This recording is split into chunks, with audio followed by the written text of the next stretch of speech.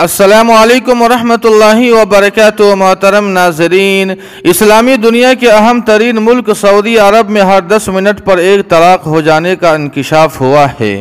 سعودی عرب کے اخبار اوکاز کی خصوصی رپورٹ کے مطابق مملکت کے محکمہ شماریات کی جانب سے جاری اعداد و شمار سے معلوم ہوتا ہے کہ ملک میں یومیہ 168 طلاقیں ہوتی ہے۔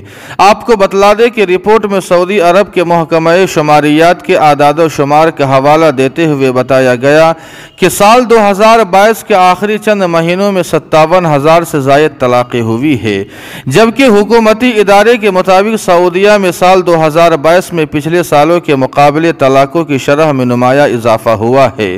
اعداد و شمار سے معلوم ہوا کہ 2022 میں سال 2019 کے مقابلے طلاق کی شرح 19% بڑھ گئی ہے اور اب یومیہ 168 طلاقیں ہر گھنٹے 7 اور تقریباً ہر 10 منٹ پر ملک کے کسی نہ کسی شہر میں ایک طلاق ہو جاتی ہے۔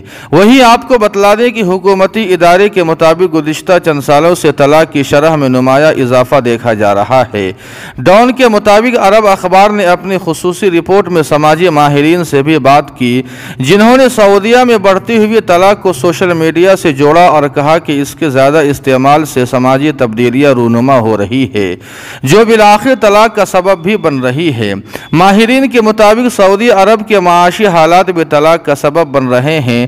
لاتعداد کیسز میں دیکھا جا رہا ہے کہ غربت اور مالی مشکلات کی وجہ سے ضروریات پوری نہ کر پانے سے بھی شادیاں ختم ہو رہی ہیں۔ ماہرین کا مزید کہنا تھا کہ طلاق کا ایک اور بڑا سبب میاں بیوی کی جانب سے ایک دوسرے پہ شک کرنا بھی ہے۔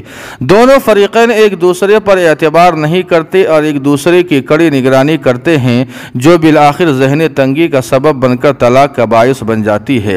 سماجی اور نفسیاتی ماہرین کے مطابق سوشل میڈیا پر بعض لوگوں کی جانب سے شادی اور ازدواجی زندگی سے متعلق بے معنی فلسفیانہ تبصرے اور پھر ان تبصروں پر یقین کرنے سے بھی طلاق کی شرح میں اضافہ ہو رہا ہے۔